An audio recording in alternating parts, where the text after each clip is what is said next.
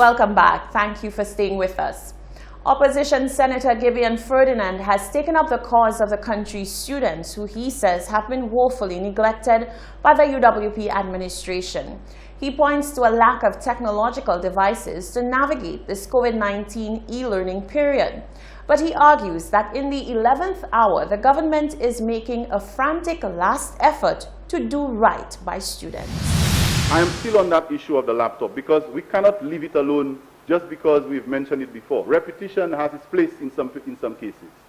And I'm not repeating the phrase, but I'm speaking to the concept in terms of education.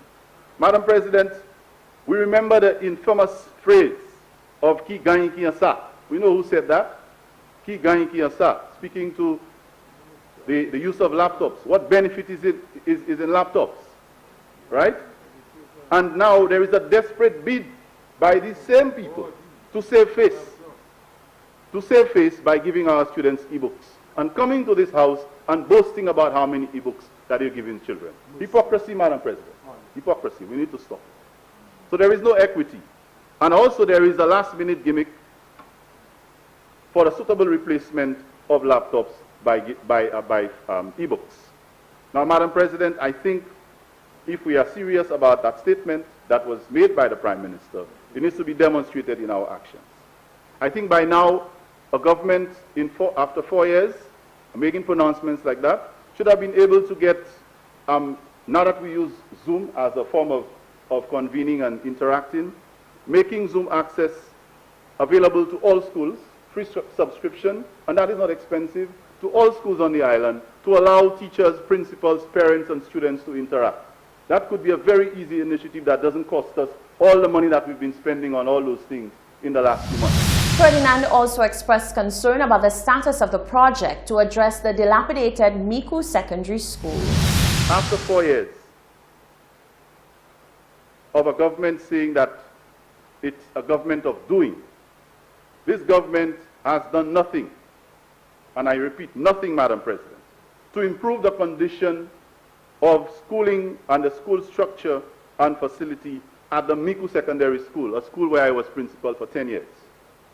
Madam President, this is a school in the constituency of the Minister for Education in this country.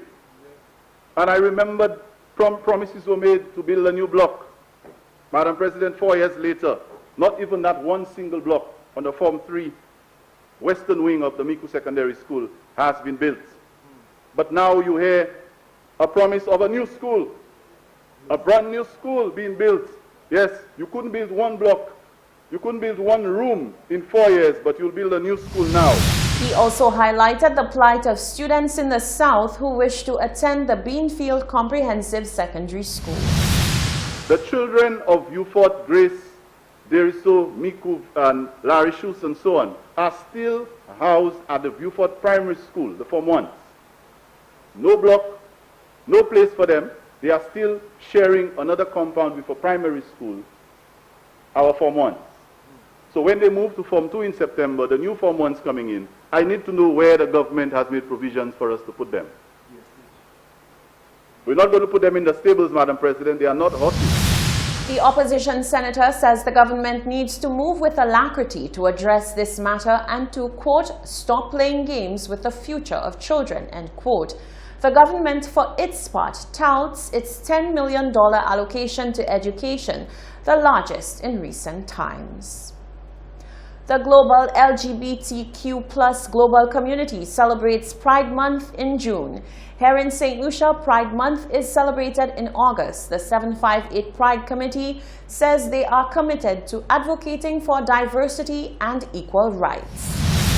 Lesbian, gay, bisexual, transgender and queer LGBTQ Pride Month is currently celebrated each year in the month of June to honor the 1969 Stonewall Uprising in Manhattan, a tipping point for the gay liberation movement in the United States. In St. Lucia, the LGBTQ community, known as 758 Pride, will be partaking in activities to raise awareness for the community. Committee member of 758 Pride, Jessica St. Rose, explained that due to COVID-19, hopefully a mixed modality can be used in order to reach a wider spectrum of people.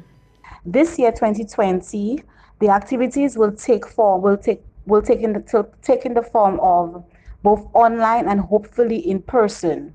The activities will be a mixture of fun and educational, stressing on the issues that directly affect the LGBT community.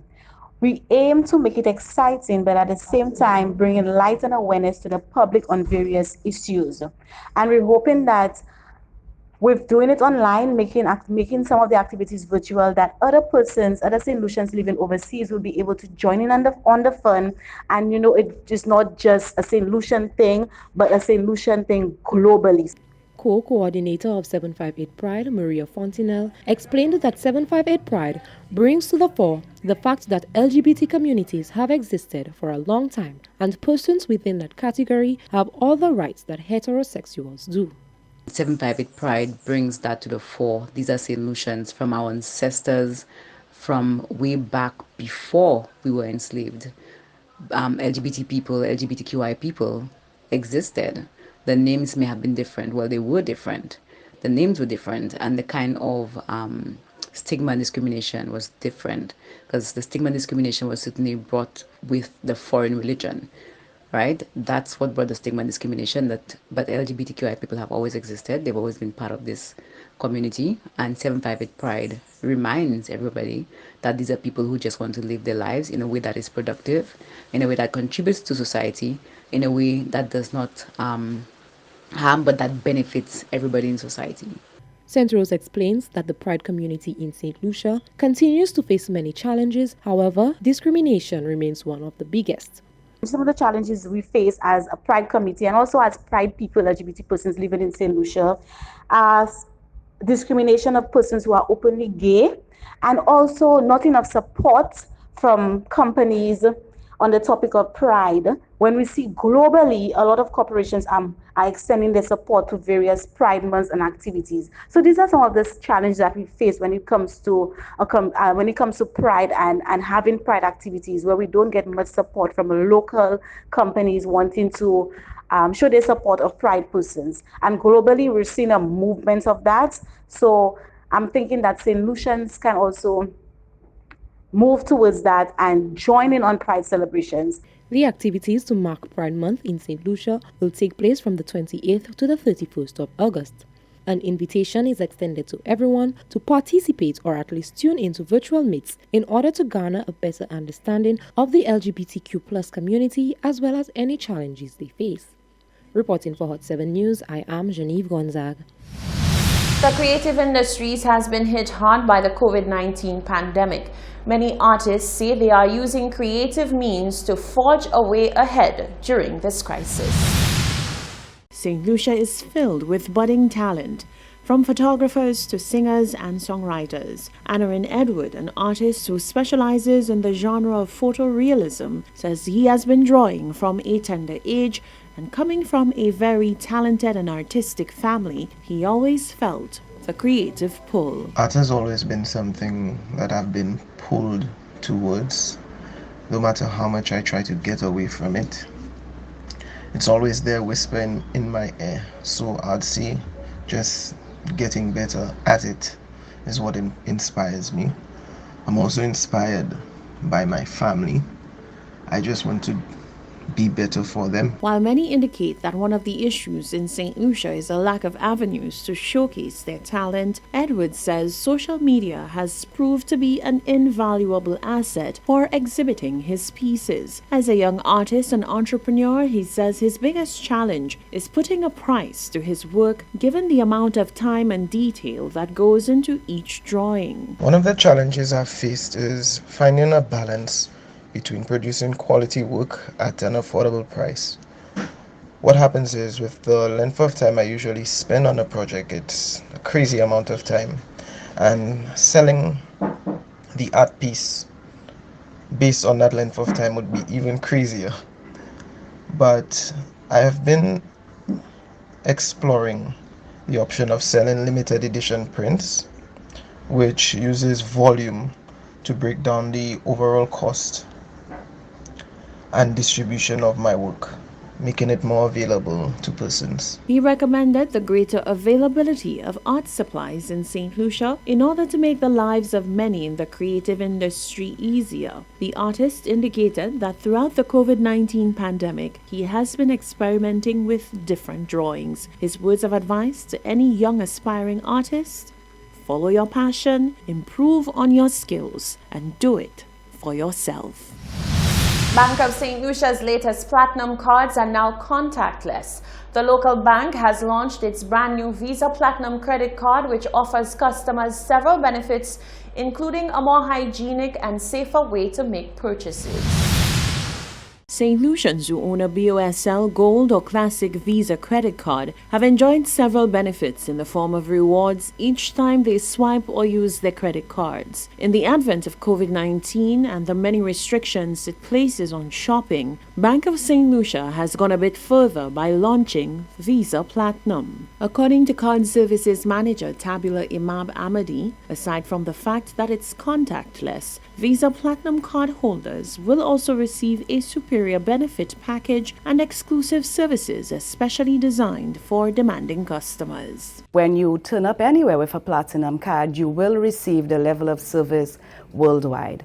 Visa guarantees that service, and so we feel that our customers that would receive that service from the bank should get it worldwide once they walk with a Bank of St. Lucia Platinum card. Additionally, this card is contactless. So it means that whilst we're going through COVID, the person doesn't have to worry too much about being present with the card and passing it on to someone. They simply have to tap and, in many instances, just walk away because the transaction would be complete. Deputy Managing Director of BOSL, Lyndon Arnold, says that Visa Platinum is one of the steps the bank is taking to bring new technology and innovation to banking. Soon to come, he added, will be the pilot launch of the Eastern Caribbean Central Bank's digital currency. We are one of the pilot banks of the four ECU member countries that are piloting it.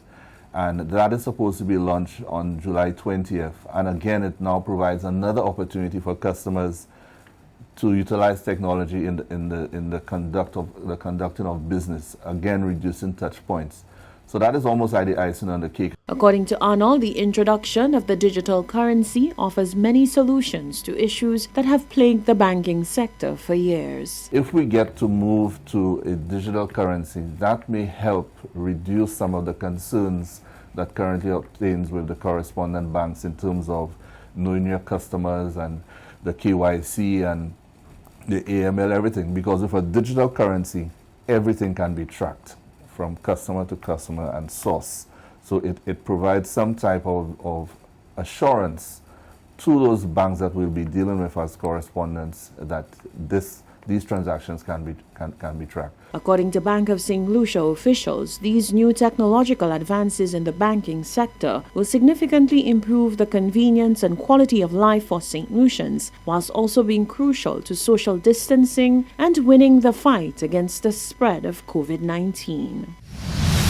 Stay with us. Sports and weather are coming up after the break.